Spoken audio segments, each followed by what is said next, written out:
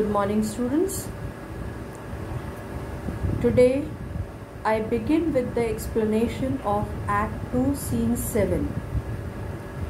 This scene is taking place in a room in Portia's house, and the characters who enter the scene are Portia with Prince of Morocco and their trains. And when they are making their entry, there is the sound of or flourish of cornets being played. Portia, she tells in the beginning of the scene that go draw aside the curtains and discover the several caskets to this noble prince. Now this noble prince refers to the Prince of Morocco, who has come here to Belmont in order to try his luck.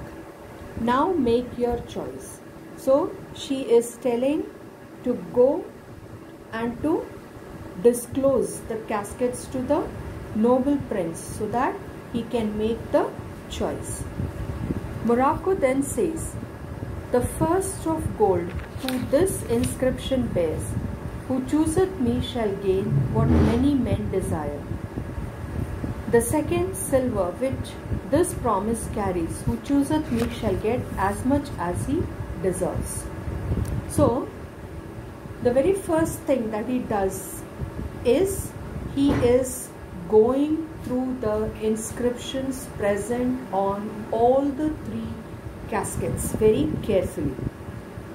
He is reading it and he is trying to understand the meaning of the inscription before he could make the choice. So when he reads the inscription present on the golden casket, he reads it out, who chooseth me, means one who chooses the golden casket shall gain what many men desire. The word desire. So what a man desires will be able to choose the golden casket. Then the second one is the silver casket, and according to the silver casket, it is said, who chooseth me shall get as much as he deserves. So one who deserves Portia, one who deserves Portia will only be able to make the choice of the silver casket. The third one is the dull lead with warning all as blunt. Blunt over here means plain. So it is being told that whatever is being written or what inscription has been written on the leaden casket, that is the warning, and it appears to be in a plain language. It appears to be in a plain language. So what is that? Who chooseth me must give and hazard all he hath. So one who is choosing the leaden casket must give and hazard. Hazard means risk all that he has. For shall I know if I do choose the right? So it's the question is being asked here by Prince of Morocco, that how can I come to know whether I have chosen the right casket or not? So she tells, Portia tells him, the one of them contains my picture, Prince. If you choose that, then I am yours with that. So what is the sign of choosing the right casket? That the casket will contain the right casket will contain the picture of Portia. It will contain the picture of Portia. And if he selects that casket, then she says that she will, or I am yours with that. So along with the casket that he has selected, Portia will also be possessed by Prince of Morocco. Then Morocco says, some God direct my judgment. Let me see, I will survey the inscriptions back again. What says this leaden casket? Now again he is going to survey, because it's not necessary that at the first reading of the inscription, the meaning in depth can be known to Morocco. So he is saying that I will again survey the inscription. So first, now he is reading the inscription present on the leaden casket. Who chooseth me must give and hazard all he hath. So one who chooses the leaden casket will risk all that he has. Must give for what? Now this question, when he reads this inscription, the question that comes to his mind, for what? For what he should risk everything? For lead? Hazard for lead. So by this question, by these questions asked by Morocco to himself, he feels that lead is the, according to him, the lead is a basis metal. It is the basis metal, and he feels that this casket threatens him. Men that hazard all. Okay, so this hazard word appears to be threatening to the Prince of Morocco. Do it in hope of fair advantages. So it's being told here that whatever is to be done, that should be done in the hope of getting good return. A golden mind stoops not to shows of dross. Now, a very important and a meaningful proverb uttered here. A golden mind stoops not to shows of dross. So he means to say that a noble person with a noble mind, a noble person with a noble mind will never lower himself,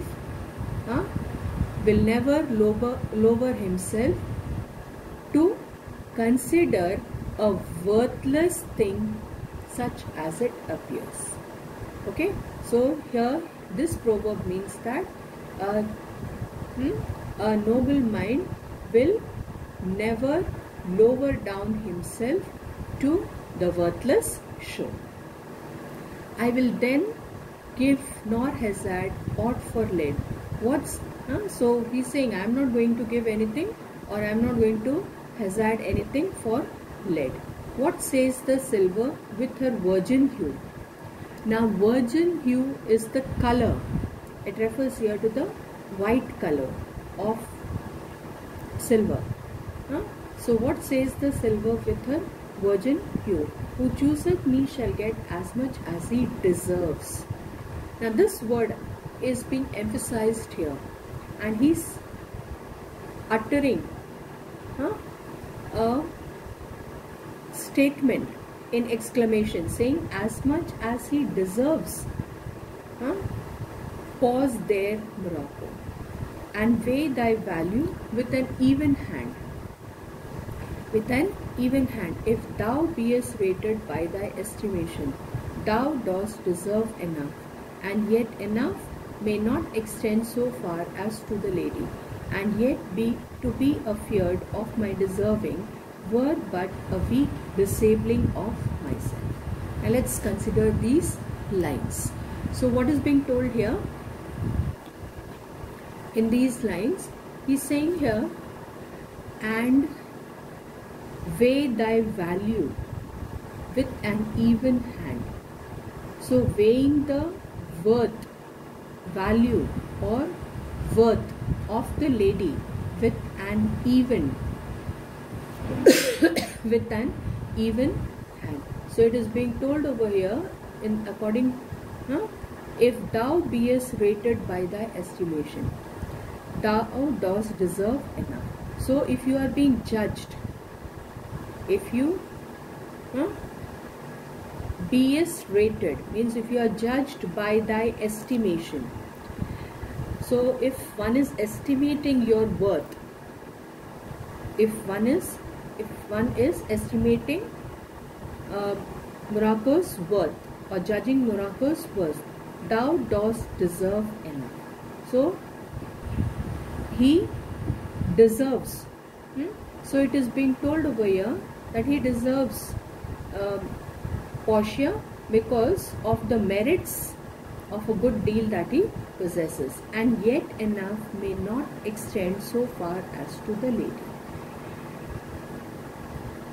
and yet to be afeard of my deserving were but a weak disabling of myself. Now in these two lines, he's saying here that here it is being told that may not extend, means as far as the merit is concerned, that might not be sufficient for winning the lady. It might not be sufficient for winning the lady, and yet to be afeard of my deserving. So he's saying that what I deserve is a sign of weakness, which would bring discredit, bring discredit to himself, or as much as I deserve, why, that's the lady. So here he means to say in this line that Morocco thinks that he would get as much as he deserves. If he deserves the lady, he will get the lady, but if he doesn't deserve it, then he might not get the lady. Then here it is being said, I do in birth deserve her. Now he's giving further explanation is being given. I do in birth deserve her, and in fortune, in graces, and in qualities of breeding. But more than these in love I do deserve. So he's saying, as far as the birth is concerned, he is a man of a noble birth, so he deserves Portia. As far as the fortune is concerned, he considers himself to be fortunate enough, lucky enough to have Portia in his life. As far as the graces refers to the virtues, natural virtues. He thinks that because of his natural virtues, he deserves Portia. Then as far as his upbringing or the education is concerned, he thinks that he is fit for Portia, and he deserves. But more than these, in love I do deserve her. Okay, so above all this, that is above birth, above fortune, above graces, and above breeding, it is the love that is being emphasized here by Morocco, because of which he claims that he deserves Portia. What if I strayed no further but choose here?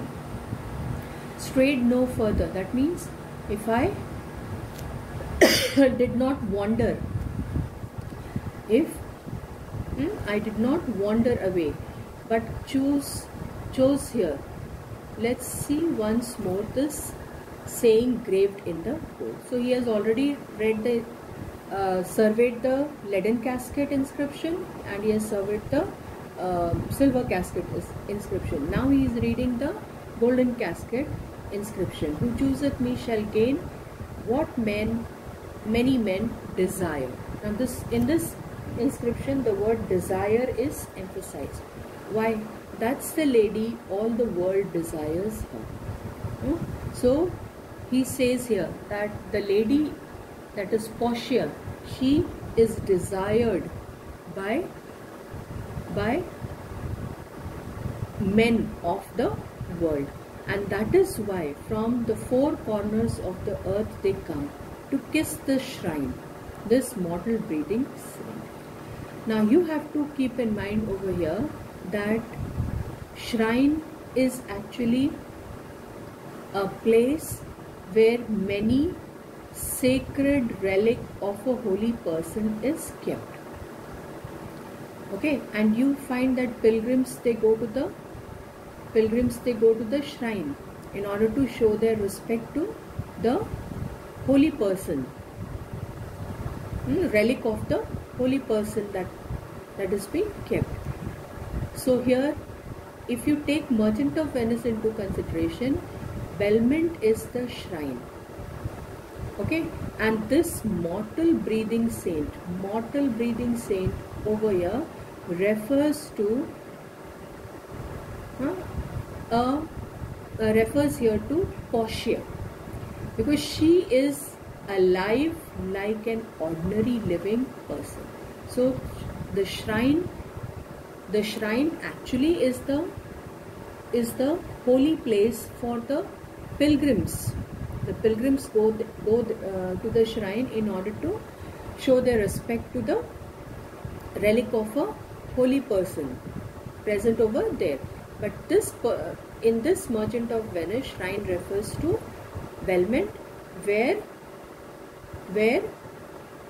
a alive person, that is Portia, who is referred here as the saint, resides or lives in Belmont.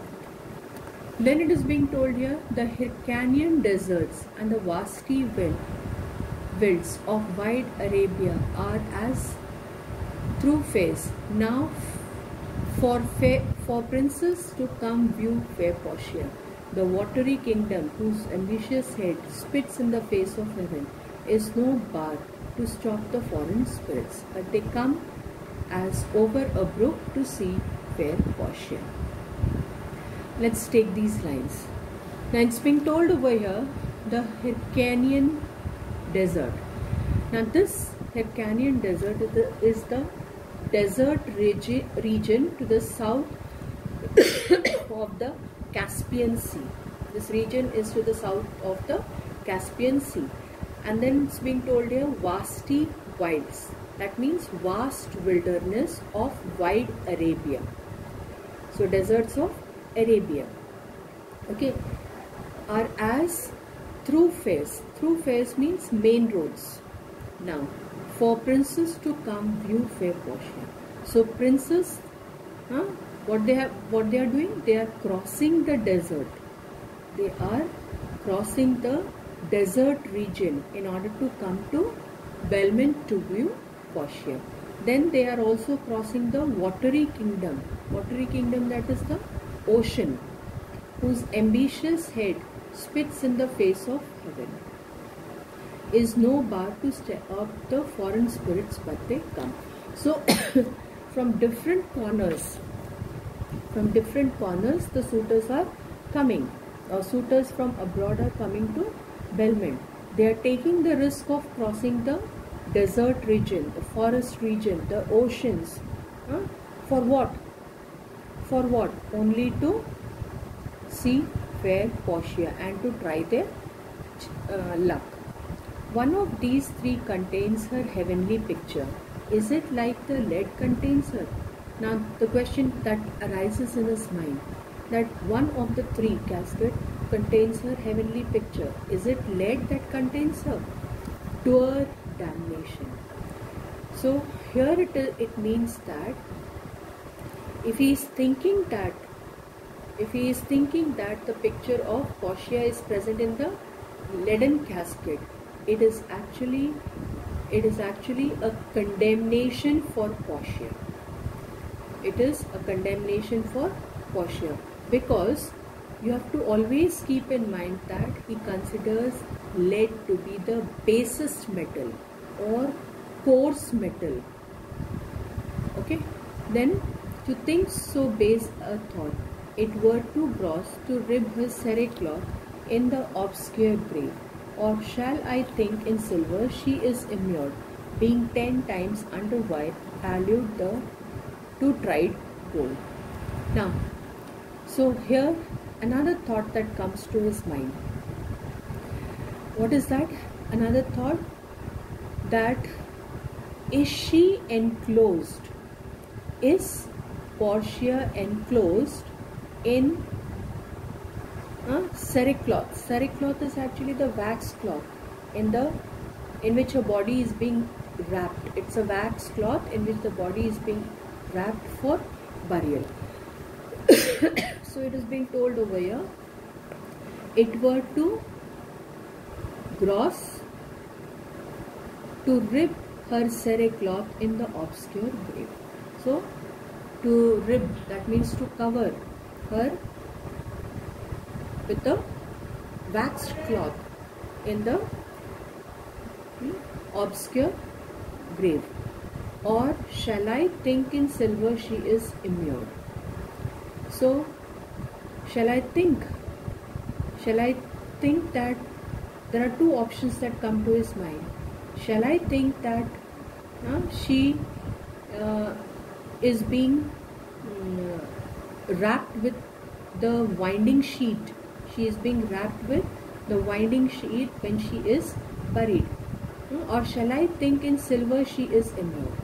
So either she is buried in the grave with the wax cloth wrapped, or she is present in the silver casket. Then he says here, being 10 times undervalued to tried gold. So according to him, the worth of silver is 1/10 the value of gold. Okay, this thought comes to his mind, and then he's saying, "Oh sinful thought, never so rich a gem was set in worse than." So he thinks that Portia might be present in the silver casket. This thought itself is a sinful thought according to him, because he believes that Portia is a rich gem, and a rich gem can never be present in a casket in a casket made of the metal silver, which is 1/10 the value of gold. Then it is being told here, never so rich a gem was set in worse than gold. They have in England a coin that bears the figure of an angel. Now you have to hear the references given about the coin. A coin that bears the figure of angel. Now figure over here refers to, figure of an angel refers to Archangel Michael. Now figure of Archangel Michael is standing upon and piercing the dragon. This figure is engraved on the golden coin. Okay, so I stop the explanation here.